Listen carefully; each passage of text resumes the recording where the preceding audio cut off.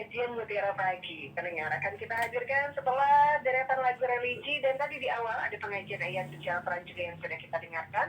Sekarang kita akan sama-sama untuk mendengarkan nasihat kebaikan yang akan disampaikan oleh guru kita, Kiai Haji Mahfud Hidayat LC yang sudah terhubung di ujung telepon ya. Dan untuk tema topik pagi ini apa?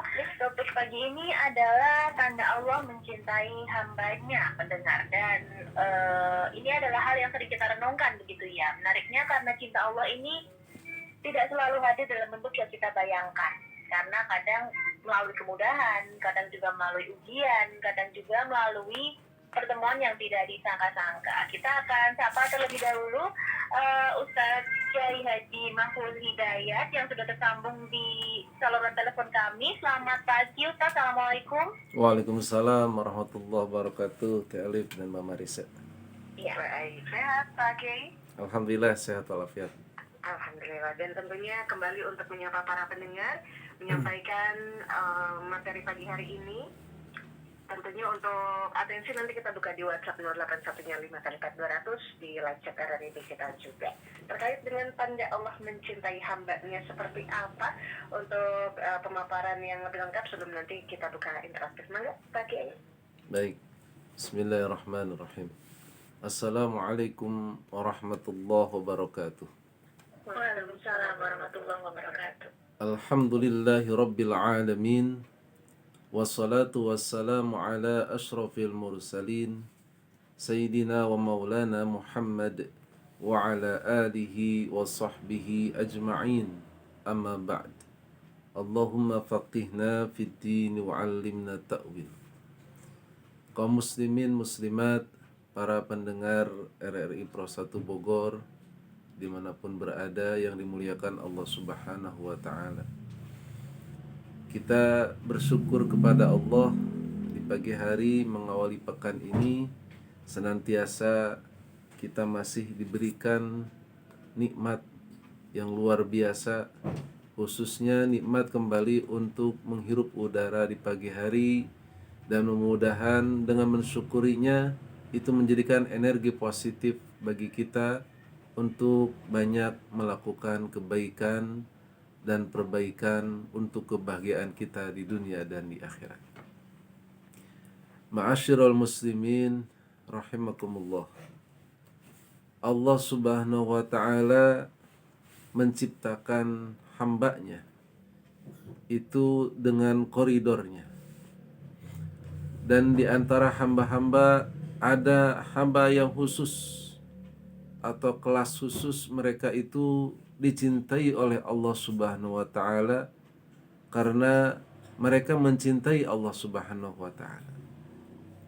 Nah, di dalam kitab Riyadhus Shalihin min kalami Sayyidil Mursalin yang disusun oleh Al-Imam An-Nawawi rahimallahu ta'ala, yang berisi tentang hadis-hadis sahih dari Rasulullah sallallahu alaihi wasallam, dijelaskan oleh Syekh Muhammad bin Alan As-Siddiqi dalam kitabnya Dalilul Falihin di Turuki Riyadhis Shalihin. Di situ ada bab khusus tentang ciri-ciri Allah mencintai hambanya. Diawali dengan ayat Al-Quran di surah Ali Imran ayat 31. Allah Subhanahu wa ta'ala berfirman, A'udzu billahi minasyaitonir rajim. Bismillahirrahmanirrahim. Qul in kuntum tuhibbunallaha fattabi'uni yuhibbukumullah wa yaghfir lakum. Wallahu ghafurur rahim. Katakanlah, jika kalian mencintai Allah, maka ikutilah aku, kata Rasulullah. Niscaya Allah akan mencintai kalian dan mengampuni dosa-dosa kalian. Dan Allah Maha Pengampun lagi Maha Penyayang. Di sini ayat ini memberikan materi penting kepada kita untuk senantiasa mengikuti Rasulullah kalau kita ingin dicintai oleh Allah Subhanahu wa ta'ala. Kemudian di surah Al-Maidah ayat 54. Allah berfirman, A'udzu billahi minasyaitonir rajim. Ya ayyuhalladzina amanu may yartadda minkum 'an dinihi fasawfa yu'tillahu biqaumin. Wahai orang-orang yang beriman, siapa yang murtad dari kalian, yang keluar dari agamanya, maka Allah akan mendatangkan suatu kaum. Fasaufa ya'tillahu biqaumin, Allah akan mendatangkan suatu kaum yuhibbuhum wa yuhibbunah. Kaum itu Allah mencintai mereka dan mereka mencintai Allah. Jadi Allah tidak akan khawatir ketika ada di antara orang-orang yang sudah beriman kemudian murtad, kemudian mereka kembali kepada kekufuran. Allah tidak khawatir. Kenapa? Karena nanti mereka akan diganti generasinya oleh orang yang Allah mencintai mereka dan mereka mencintai Allah. Ciri-cirinya adalah diberikan keistimewaan adillatin 'alal mu'minin, a'izzatin 'alal kafirin. Mereka itu lemah lembut kepada orang-orang yang beriman dan bersikap tegas terhadap orang-orang kafir. Artinya untuk kezaliman itu tidak pandang bulu. Untuk kekufuran mereka tegas mengatakan no. Ya. Untuk tidak melakukan hal-hal yang itu dimurkai oleh Allah. Tapi terhadap sesama mukmin, orang-orang yang baik, mereka senantiasa lemah lembut, rendah hati, dan tentunya saling mengasihi. Yujahiduna fi sabilillah, mereka berjuang di jalan Allah, wala yakhafuna laumata laim, dan tidak takut kepada siapapun yang mencela dirinya. Ya, biasanya kalau orang yang baik itu banyak juga yang tidak suka. Bukan karena tidak suka terhadap kebaikannya, tapi orang tersebut adalah orang zalim, orang salah, tentu tidak ingin diusik kezalimannya, sehingga orang baik itu tidak disukainya. Nah, meskipun dia menghadapi orang-orang seperti itu, pantang mundur, dia terus melakukan kebaikan dan perbaikan.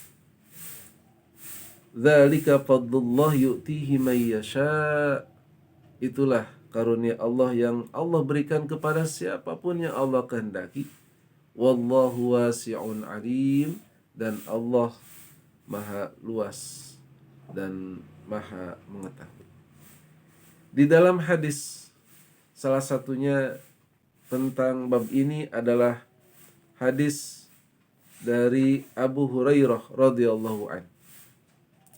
Qala Rasulullah sallallahu alaihi wasallam, Inna Allah ta'ala qala man 'ada li waliyan faqad adzantuhu bil harbi.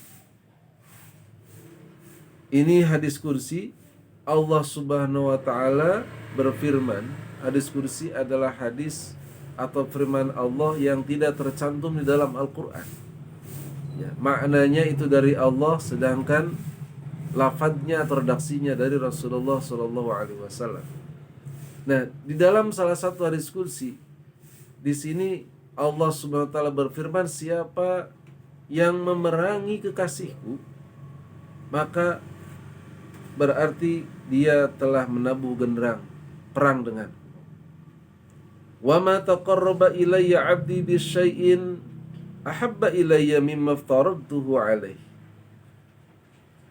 Tidak ada ibadah yang dilakukan hamba lebih aku cintai dibanding hamba itu melakukan yang fardu. Jadi ciri berikutnya adalah seorang hamba yang dicintai Allah adalah dia senantiasa sehari-harinya melakukan kewajibannya kepada Allah. Kewajiban yang sifatnya personal seperti sholat, atau kewajiban yang sifatnya sosial, yaitu membantu, menolong orang lain yang kesulitan, toleransi, saling menghargai dan sebagainya. Nah, itu semua dia lakukan. Wa may yazalu 'abdi yataqarrabu ilayya bin nawafil hatta uhibbu. Senantiasa dia terus, tidak hanya yang wajib, yang sunnahnya dia lakukan, maka orang tersebut hatta uhibbahu, hingga aku pun mencintainya. Karena dia melakukan itu atas dasar cinta kepadaku, maka aku pun mencintainya, kata Allah. Nah, fa idza ahbabtuhu, jika aku mencintai orang tersebut, ciri berikutnya adalah hati-hati. Kuntu sam'ahu alladhi yasma'u bihi. Aku akan menjadi pendengarannya yang dengannya dia mendengar. Wa basaruhu alladhi yubsiru bihi. Aku akan menjadi penglihatannya yang dengannya dia melihat. Wa yadahu allati yabtishu biha. Aku menjadi tangannya yang dengannya dia beraktivitas. Wa rijlahu alladhi yamshi biha. Yang dengan kakinya dia berjalan. Wa in sa'alani a'taitu. Kalau dia minta kepadaku, maka aku akan memberinya. Wa in ista'adzani, dan jika dia memohon perlindungan kepadaku, la u'idannahu, maka aku pasti akan melindunginya. Rawahul Bukhari. Hadis ini cukup panjang dan menjadi bagian yang sangat penting ya bagi kita. Satu adalah untuk meraih cinta Allah. Yang kedua adalah kita ketika oleh Allah diberikan kemudahan untuk taat, diberikan pemahaman dalam agama, kemudian oleh Allah Subhanahu wa taala kita senantiasa dapat menjaga penglihatan, pendengaran, kaki dan tangan, maka hati-hati dengan mulut kita. Kenapa? Sebab Allah Subhanahu wa taala itu akan mengabulkan doa kita. Khawatir dari mulut ini keluar doa-doa yang tidak layak, bisa jadi sebagai sifat manusia saat kita dicaci maki, itu mungkin keluar doa kita, ya Allah, aku tidak ridho dengan orang yang mencaci maki itu, maka aku pasrahkan kepadamu. Ternyata orang yang mencaci maki tadi diberikan, naudzubillah, musibah, kecelakaan dan sebagainya. Maka kita mohonkan yang terbaik kepada Allah. Ya Allah, mudah-mudahan yang mencaciku itu segera Engkau sadarkan. Nah, hal seperti inilah tanda-tanda orang yang dicintai Allah dan Allah pun mencintainya. Wallahu a'lam bishawab. Demikian. Baik, terima kasih untuk pemaparan awal yang sudah disampaikan Pak Kiai, dan tidak usah berpanjang lebar untuk kami juga mereview atau merangkum, karena sudah banyak pertanyaan yang masuk untuk pagi hari ini. Sudah berderet nih Pak Kiai ya. Kita akan coba sapa satu persatu. Yang pertama ada Abdul Muji di Curug Mekan. Assalamualaikum warahmatullahi wabarakatuh. Selamat pagi Pak Kiai dan juga pendengar setia Mutiara Pagi. Setiap anugerah kenikmatan serta kesuksesan yang kita dapat adalah bukti cinta dan kasih sayang Allah untuk hambanya. Namun ada kalanya Allah membuktikan cinta kepada hambanya dengan cara diuji atau ditimpa musibah. Lalu bagaimana caranya agar kita bisa memaknai bahwa cobaan ujian itu merupakan salah satu tanda cinta Allah kepada hambanya? Begitu Pak Ustadz. Terima kasih untuk pertanyaannya, dan untuk jawaban mungkin satu persatu ya, untuk kita sapa pakai. Maka silakan. Ya. Baik, berarti dijawab dulu untuk Pak Abdul Muhi, Bangga. Ya, baik, Pak Abdul Muhi dari Curug Mekar. Ini betul sekali bahwa salah satu tanda Allah mencintai adalah Allah menguji dengan ujian, dengan musibah, ya, ujian berupa bencana, ujian yang menimpa diri, keluarga maupun masyarakatnya. Nah, ini adalah salah satu bahwa ketika seseorang menyatakan diri sebagai orang yang beriman, menyatakan diri sebagai orang yang taat kepada Allah, maka Allah pun menguji ketaatannya, ya, sejauh mana ketaatan itu. Dan kalau dia lulus dengan ujian, maka dia akan naik derajatnya di sisi Allah. Dan dengan ujian dan cobaan itu, ya, selain dia akan naik derajat atau akan dinaikkan derajatnya di sisi Allah, itu pun sekaligus menghapus dosa-dosanya, menghapus kesalahannya yang telah ia lakukan. Sehingga begitu naik level, maka itu dosa-dosanya sudah bersih. Karena nggak mungkin naik level dengan penuh dosa. Tentu untuk naik level itu harus dibersihkan dulu dosa-dosanya. Sehingga itulah sebagai tanda-tanda kekasih Allah Subhanahu wa taala. Dan kalau lulus maka menjadi kekasih Allah, kalau tidak lulus maka belum menjadi kekasih Allah. Wallahu a'lam. Ya, pertanyaan pertanyaan selanjutnya dari Bapak Adun di Curug Mekar. Assalamualaikum warahmatullahi wabarakatuh. Waalaikumsalam warahmatullahi Selamat wabarakatuh. pagi untuk para pendengar setiap Pro 1 RRI Bogor. Semoga senantiasa dalam lindungan Allah Subhanahu wa taala. Baik, untuk pertanyaannya, bagaimana kita mengukur cinta kita kepada Allah Subhanahu wa taala, dan apakah ada cara untuk mengukur cinta kita kepada Allah? Terima kasih. Baik, terima kasih untuk atensinya. Mangga dijawab Pak. Ya, terima kasih Bapak Adun, ya, Curug Mekar. Ini mengukur cinta kita kepada Allah. Bagaimana caranya? Berapa persen, ya, cinta kita kepada Allah? Dan tentu nanti kita menginginkan juga, kita ingin melihat persentase sebaliknya atau timbal baliknya, berapa persen cinta Allah kepada kita. Tapi yang jelas adalah semakin kita meningkatkan kualitas dan kuantitas cinta kita kepada Allah, maka sebaliknya Allah lebih daripada persentase yang kita berikan kepada Allah. Kalau kita mendekati kepada Allah satu jengkal, maka Allah mendekati kita satu depa. Kita mendekati Allah dengan cara berjalan, maka Allah mendekati kita dengan berlari. Akhirnya artinya bahwa Allah itu akan semakin dekat kepada kita, bahkan lebih dekat kepada kita saat kita mendekati Allah. Dan cara mengukur cinta itu tentu yang pertama adalah bagaimana kita, ya, khususnya semua fasilitas yang Allah berikan berupa anggota tubuh, ya, berupa kesehatan, berupa harta, keluarga, semuanya yang Allah berikan, hakikatnya Allah yang memberikan kepada kita, itu bagaimana kita arahkan untuk meraih cinta Allah Subhanahu wa taala.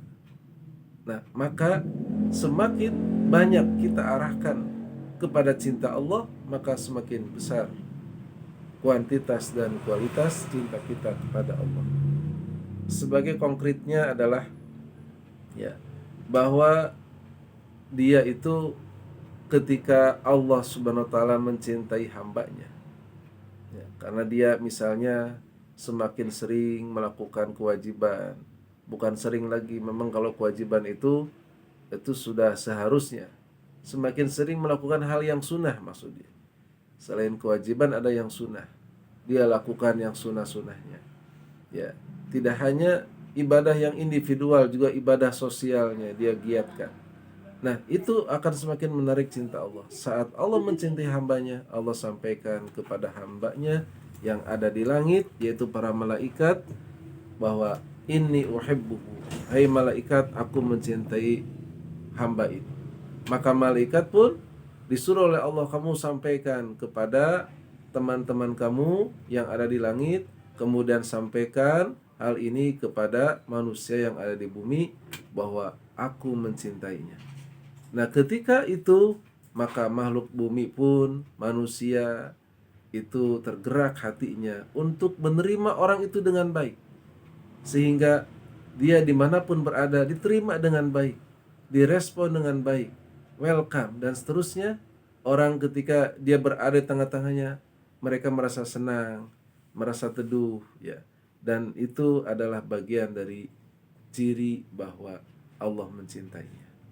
bukan ketika berada itu menjadi tanda kutip yang kerok, ya, menjadi orang yang perusuh, yang tadinya aman menjadi tidak aman, yang tadinya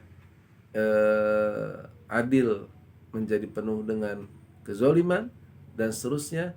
Maka orang tersebut, karena Allah membencinya, Allah sampaikan kepada malaikat, malaikat menyampaikan kepada hamba-hamba Allah yang ada di bumi, yang akhirnya karena Allah membencinya, maka orang-orang pun membenci orang tersebut. Wallahu a'lam. Iya, kemudian ada pertanyaan lain juga di direct WhatsApp kita. Selanjutnya dari Bapak Endi Supriyadi. Assalamualaikum warahmatullahi wabarakatuh. Selamat pagi Pak Kiai. Waalaikumsalam. Izin bertanya, akhir-akhir ini ada kalangan pendakwah yang mengatasnamakan Gus. Terkadang perilakunya tidak pantas pun dibenarkannya begitu. Alih-alih ingin mendapatkan cinta Allah ataukah cintanya makhluk? Mohon pencerahannya Pak Kiai. Ya, terima kasih Bapak Endi Supriyadi. Ini tentang fenomena yang sekarang, ya. Sebenarnya Gus itu gelar, bukan nama. Ya, gelar kehormatan awalnya. Saya nggak tahu pasti singkatannya dari apa. Ya, mungkin mirip-mirip Raden Bagus lah atau apalah. Artinya bahwa ini sering dilekatkan kepada keturunan para kiai, alim ulama, atau orang-orang yang levelnya itu terhormat di tengah-tengah masyarakat karena keilmuannya. Nah, tidak hanya itu, terhormat keilmuan dan juga ketakwaan. Maka ketika muncul putra putri, khususnya putra putranya yang bergelar Gus itu, ya, karena ini sebenarnya untuk menjembatani. Untuk disebut kiai belum saatnya disebut kiai, tapi ketika disamakan dengan orang biasa, itu juga khawatir merendahkan status kiai yang mereka muliakan. Maka akhirnya dimunculkanlah istilah Gus, ya, mereka hormat kepada putra-putra kiai tersebut. Nah, ini penghormatan ini tidak boleh berlebihan. Kita menghormati mereka karena mereka itu merupakan keturunan para alim ulama. Namun tidak sedikit dimanfaatkanlah oleh orang-orang yang tidak bertanggung jawab. Ya, mereka mengatasnamakan dirinya Gus, ya, hanya sekedar agar dihormati, bahkan ingin disanjung, yang akhirnya itu dijadikan justifikasi, ya, bahwa seperti inilah seharusnya Islam, padahal bukan. Nah, ala kulli hal, mencintai mereka itu tidak sama dengan kita mencintai para alim ulama atau mencintai Rasulullah Shallallahu Alaihi Wasallam. Sebagai patokannya adalah Allah dan Rasulnya cinta tidak kepada orang tersebut atau kepada perilakunya. Kalau Allah mencintainya, maka kita pun melakukannya. Kita melakukan, cinta kita berikan, itu semata-mata karena kita cinta kepada Allah dan Rasulnya.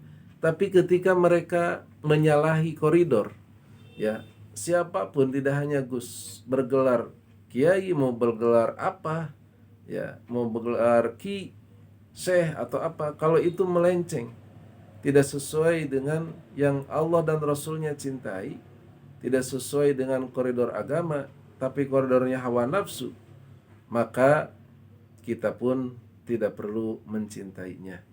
Ya, kalau menghormati sebatas menghormati, kalau menghargai sebatas menghargai, karena kita sesama manusia harus saling menghormati dan menghargai, tidak saling mencela. Nah, mudah-mudahan ini menjadi hal yang menjernihkan, ya, jangan sampai cinta buta atau fanatik, ya, namun kita cinta yang rasional, Dan cinta ini tentunya tidak berlebihan, karena cinta yang sesungguhnya adalah kepada Allah dan Rasulnya. Wallahu a'lam. Ada dua pertanyaan terakhir, mungkin yang ini kita rangkum, bisa kita percepat juga Pak Kiai karena durasi kita menyisakan beberapa menit ke depan. Dari Pak Onai di Ciparigi Bogor Utara, pertanyaannya bagaimana pandangan Pak Kiai tentang kebebasan berpikir, berekspresi, dan mengkritik dalam pendidikan maupun kehidupan beragama, mengingat sikap kritis sering dianggap provokatif dan destruktif. Apakah dalam agama diperbolehkan melakukan kritik dan perubahan? Terima kasih, saya selalu. Kemudian Ibu Supriyati di Sindang Bareng sebagai pertanyaan terakhir, mungkin ini agak di luar tema kita. Ada sepasang suami istri lain agama masing-masing, terus punya anak yang keyakinannya ikut dengan bapaknya yang Muslim.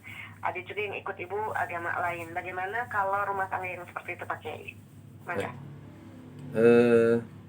Ini dari Pak Onoy yang di Ciparigi dan juga dari Bu Supriyatin dari Sindang Bareng. Tentunya kita tidak anti ya terhadap kritik dan perubahan. Ya meskipun orang yang benar atau orang yang berada pada rel kebenaran, dia bukan anti kritik, namun ketika dikritik ya, dan kritik tersebut bukan yang sifatnya adalah untuk membangun, bukan konstruktif tapi destruktif, ya maka dia abaikan kritik itu. Kalau itu destruktif, jangan sampai berdebat kusir. Namun kalau kritik itu untuk perbaikan, maka dia harus berterima kasih dan itu menjadi nasihat baginya untuk perbaikan ke depannya. Ya. Nah, begitu pula dengan Ibu Supriyatin tentang rumah tangga yang beda agama mungkin antara ayah dan ibu, kemudian bercerai atau kaitannya bagaimana keturunannya, maka keturunan itu harus dididik khususnya dalam hal ini dengan pemahaman agama Allah dan Rasulnya. Ya, kita harus merasa iri, harus merasa berkepentingan untuk membawa mereka pada agama fitrahnya semampu kita. Ya, selebihnya kita serahkan karena Allah yang Maha Kuasa yang membolak-balikan hati mereka. Namun demikian kita tetap menyampaikan pendidikan kepada putra-putri tersebut ya, agar memperlakukan orang tuanya meskipun beda agama, mereka perlakukan sebagai orang tua, jangan menghalangi mereka untuk berbuat baik dan berbakti kepada orang tua untuk masalah-masalah dunia. Namun untuk masalah-masalah akhirat, apalagi mendoakannya masuk surga, itu tidak boleh kalau itu kaitannya dengan beda agama. Wallahu a'lam bishawab. Mudah-mudahan yang singkat ini bermanfaat. Demikian, mohon maaf atas segala kekurangan, dan tentunya saya simpulkan diantaranya ciri atau tanda Allah mencintai hambanya, yang pertama diberi pemahaman agama, yang kedua dia akan dicintai atau diterima oleh manusia lainnya, dia akan diberikan cobaan dan ujian yang itu untuk mengukur cintanya kepada Allah dan Rasulnya. Yang ketiga, dia akan dimudahkan dalam ketaatan, akan diberikan pertolongan, rezekinya juga akan diberikan kemudahan, dan dia mensyukurinya dengan baik. Dan yang terakhir tentunya dia akan diwafatkan dalam keadaan husnul khotimah. Demikian, wassalamualaikum warahmatullahi wabarakatuh. Waalaikumsalam warahmatullahi wabarakatuh. Itu tadi kita baru saja simak bersama Mutiara Pagi, ceramah pagi begitu ya, dengan tema bagaimana tanda Allah mencintai hambanya, dari yang disampaikan oleh Kiai Haji Mahfud Hidayat. Dan semoga apa yang disampaikan tadi tidak hanya mampir di telinga begitu ya pendengar ya, tapi juga benar-benar meresap ke hati dan menjadi pengingat dalam setiap langkah kita hari ini. Terima kasih kepada Pak Kiai Haji Mahfud Hidayat yang sudah bergabung bersama kami, dan Anda juga yang selalu setia mendengarkan Prosantara di Bogor. Sampai bertemu lagi di Mutiara Pagi edisi selanjutnya. Kita akan lanjutkan rangkaian untuk Bogor Pagi ini dengan Warta Berita Radio Bogor pukul 6 waktu Indonesia Barat.